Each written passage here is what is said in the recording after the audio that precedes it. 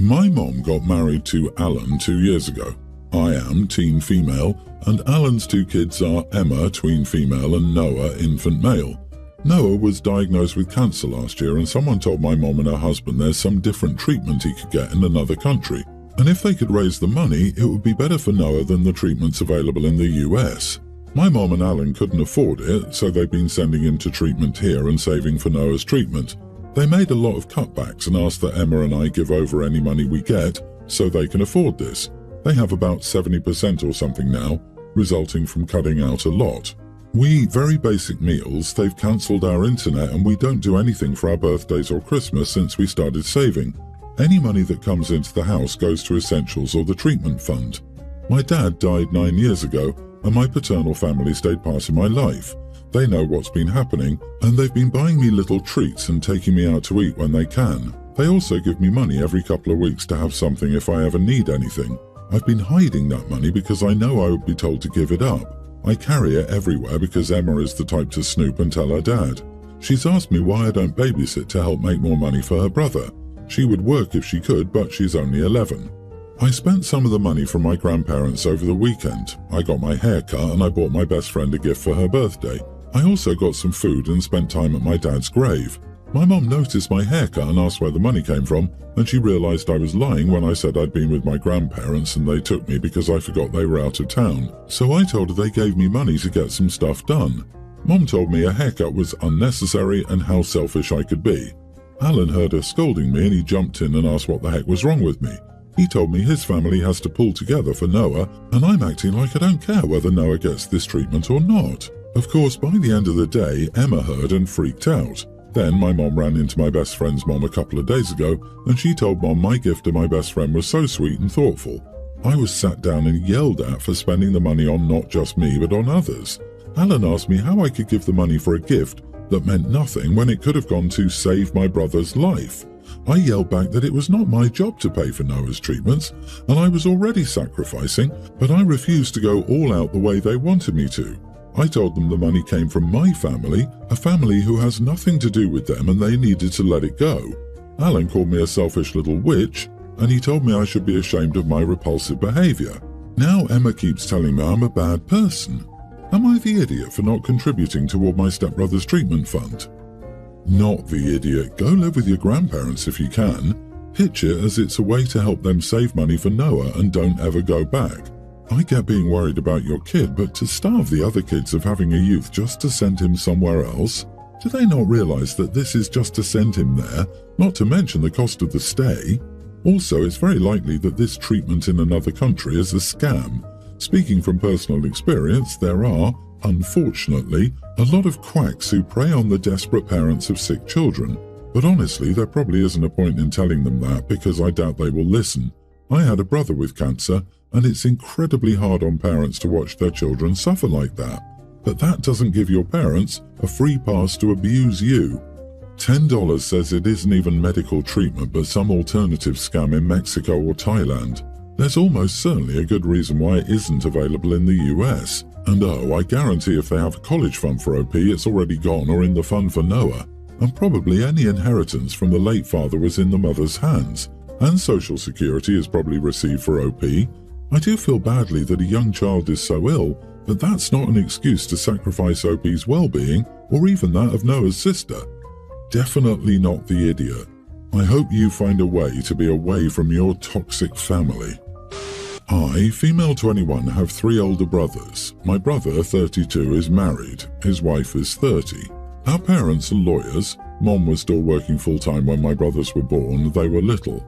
Then they had me, and my mom, who always wanted a girl, decided to switch to stay-at-home mom, and later on, she started working part-time when I started school. I think I was a little bit more sheltered than my brothers, but I think that's just because I'm a girl and not because our parents love me more. I've seen it with my friends' parents as well. I'm also married and a stay-at-home mom. My husband and I have an infant baby boy. Well, now the conflict. This happened last week at my nephew's birthday party. At one point, I asked everyone if they minded if I nursed my baby there or if I could go to one of the bedrooms to do it. Everyone was fine with it, so I just followed through and we continued talking. I'm only breastfeeding my son. I don't pump milk or give him formula. My sister-in-law asked me about it, and I told her that I just prefer to do it like this. My son's pediatrician says that he's healthy and doesn't need formula, so I like breastfeeding. Well, my sister-in-law thought that it was very offensive how I said that I liked it because it sounded as if I didn't understand my privilege for being able to do it. She said, "Of course you like it because you don't do anything else all day than have your kid in your arms and breasts." I honestly feel like that came out of nowhere, and I asked her why she was saying that. She told me that she's tired of hearing me talk about how wonderful motherhood is because I'm just a glorified housewife, and I talk like being a mother is the easiest thing in the world, just because I don't work and I don't do most of the housework. I told her that every time I talk about motherhood, I do it from my perspective. It's not my fault that other women don't enjoy it as much as I do. I am giving my opinion and that's all. Well, she started calling me out on my privilege with my brother, saying that everyone was uncomfortable and some people had left his son's birthday party because I can't take criticism. He also noted that my nephew is severely upset with me. My husband and parents are very obviously on my side, and so are my friends, although one of them told me that maybe my sister-in-law is stressed out because of her job and taking care of her children, and as another mother, I should be more understanding. But brother and sister-in-law accuse me of trying to steal the spotlight from my nephew again and say I'm rude for defending myself. Oh boy, projecting like this. Your sister-in-law should get a job with IMAX. You are not the idiot. If you insult someone in your home, of course they will leave. Yet your sister-in-law and brother are surprised. If I were treated that way, I'd never darken their door again. Stealing the spotlight from your nephew for breastfeeding is seriously messed up. What a sick perspective. Maybe that's why people left. They were uncomfortable with what they were saying and arguing, not that you made them uncomfortable. Next time they say you can't take criticism, maybe point out that it's not their job to criticize you. If your sister-in-law had shown some manners to her guests, this wouldn't be an issue. Everyone's the idiot. This is so obviously not about breastfeeding. It's about your brother's resentment towards you because you had a very different childhood than he did. He's taking it out on the wrong person. It's your mother that you should be confronting, not you. Seeing another child clearly favored over you hurts, and it can hurt long into adulthood, if not addressed and dealt with. Your attitude shows you have no empathy for your brother and his hurt. Sure, they mishandled this and were rude and bad hosts, but hurt can make you irrational. However, he is an adult and needs to start behaving like that. I hope your brother gets the help he needs, and maybe going no contact with you will help him heal. I think, OP, you are the idiot. Sister-in-law is right. You don't know about the real world. You're 21, don't work, don't go to school, don't clean. All you get to do is take care of the baby. You come from a place of privilege. Also, at no point did your sister-in-law indicate she didn't enjoy motherhood. She said you had it easier, and you do. And it's time for your mommy to wake up and realize she did some damage to your brothers. I, 40 female, have 4 kids. 3 daughters, 2 teens and a tween, and a son teen. Only the twins are relevant here. Let's call them John and Judy. John and Judy have been asking their dad and me for permission to get a tattoo for a few months. Both hubby and I are inked, so we were not against it. We just asked them to think about what exactly they want for a few months so they don't regret it later, and then they can get inked in 2024 without permission. They presented us with their ideas on January the 1st. Judy had a lovely little flower nature motive for her arm. I instantly fell in love with it. The problem was John's motive. He chose the world serpent from Norse mythology in this tree. The serpent forms a circle around the tree and Norse runes are inside the circle. I saw it and had to think immediately about white supremacists and their Nordic tattoos. It was an instant no for him. We're white with blonde hair and blue eyes. This tattoo would send the wrong signals. It would be on his arm so everyone could see it if he wore a shirt. John was furious. His dad asked him to compromise by removing the runes from his concept, but John said no. So, no tattoo for him. I made an appointment for my daughter at my tattoo artist, but when I told my husband, he said he wants the twins to get their first tattoos together and that this means something to him. Besides, it would be unfair to John and he has second thoughts now because maybe they are too young. I disagreed with him. Why should Judy suffer because of her brother's unwillingness to choose something more appropriate? I tried to convince him, but he was adamant. In the end, I thought, screw it, she's getting this tattoo. So I drove her to my studio without telling hubby, and she got her tattoo. My husband was furious when he saw it and called me a massive idiot. He said I broke his trust and undermined his authority. John is giving me the silent treatment. Am I the idiot? His reasons were crap in my opinion, but he is Judy's dad and we vowed to always act as a team. You are the idiot. I'm heavily tattooed and I cannot imagine ever letting a 16-year-old get tattooed. Sure, I wanted tattoos at that age, and they would have been so crap because what you want at 16 usually very much differs from when you're 18. If I saw someone with a Nordic tattoo, my first thought would not be white supremacy, but this is also why kids shouldn't be getting tattoos. Your husband seemed to be thinking this through finally, and you went behind their back to do it anyway. My friend laughed when her son asked for a tattoo, then said, "Son, you can get that with your own money when you're 18 and only have yourself to blame." This whole story reads like screw husband and son, her favourite daughter, let's get you inked. OP, I don't like your husband talking about you undermining his authority, but his reasons were sound. You sure did break his trust, you played favourites with your kids, and you probably undermined the twins' relationship. Although I may agree your daughter should be allowed to get the tattoo regardless of your son's choice of tattoo, that's not the point here. The point is you disrespected your husband.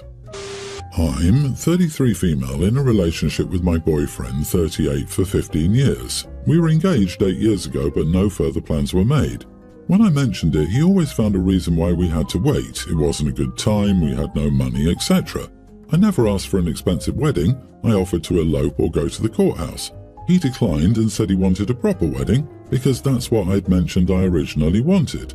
The engagement ring he bought me was $20 because we were poor then, but I never got a replacement when it broke. We now spend on average $100 a month just on takeout or going out for comparison. A couple of months ago, he said he wanted to get me something expensive for $1,500 but didn't have the money. I immediately knew, so I pressured him to tell me what it was because he never bought me anything more than $100. He said it was a ring. I said if he really wanted, he could have easily saved a ridiculous $10 a month for the last 8 years and gotten me a good enough ring because I'm supposed to wear it forever, and why the heck would he mention it if he can't get it? Makes no sense. A few weeks ago, he mentioned saving for a car to replace his old one. I got furious and we had a serious talk. I asked him about his real plans and to stop with the BS and be a man. After much pressure, he said he didn't think marriage was important. I asked him why you got engaged then. He said he wanted to. I told him he made no sense and to think, what would he think about it if his sister had a boyfriend for that long, acting the same way? He said nothing. I said you have a month to think and decide, then I'm leaving. Then he said no, you're not leaving, we'll get married soon, but we need to insert a couple of things to be done paid first. So I've been cold as ice since that talk. I'm not arguing or acting mad.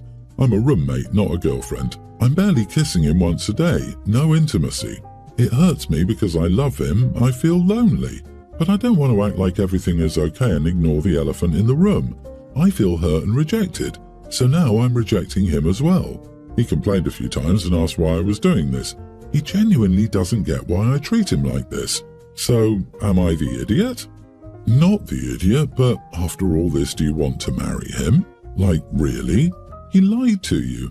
He knew what you were craving and gave you just enough to keep you around. He does not care about you or your feelings. He could have been honest. He could have started an open conversation. He could have looked for a compromise. He didn't. Not in 15 years. Lady, do him and yourself a favour and take a hard and honest look at the thing you call a relationship, maybe with the support of a counsellor, and ask yourself if this is really what you want. You deserve a partner who cares about your dreams and will support you to make them come true. Exactly, OP, you can do better. He cannot. Just leave. Why wait for a ring and marriage if it's forced? You'll always know he only married you because you forced him. It's not love. It's just a way to make you care for him when he gets old. So leave. Find someone who truly appreciates you. Seriously? $20 engagement ring from a grown-up man? He bought her silence for 8 years for only $20. I feel for OP, I do, but I really wish people had more self-respect. You shouldn't have to beg someone to marry you. I don't think I could stomach being married to someone I had to threaten into being with me. Update, we live in his house. I do own property of my own that I rent out. No debt. We have savings for emergencies. So, not rich, not poor either. No, I do not want to marry him just to cheat and divorce and get half of it, as someone suggested. I make more than he does, so I don't need his money. No, he doesn't cheat. I never asked for an expensive ring. He was the one to mention it in the first place. It could be $100 ring, but no, he mentioned a $1,500 one and then proceeded to tell me he couldn't get it in the same sentence. I'd respect anyone who clearly says marriage isn't for them. That's honest. My issue is when a man asks a woman to marry him, says multiple times he wants to marry, then states marriage is not important. And yes, he wants to have kids with me, even without being married, and has mentioned it multiple times. But I was clear early on that I would not have kids until I'm married. That's my personal preference, and he was aware and agreed. He could have said no. I'm not using lack of intimacy to force or blackmail him to marry me. It's just how I feel now, so I'm acting based on these feelings. I have to think hard about our future.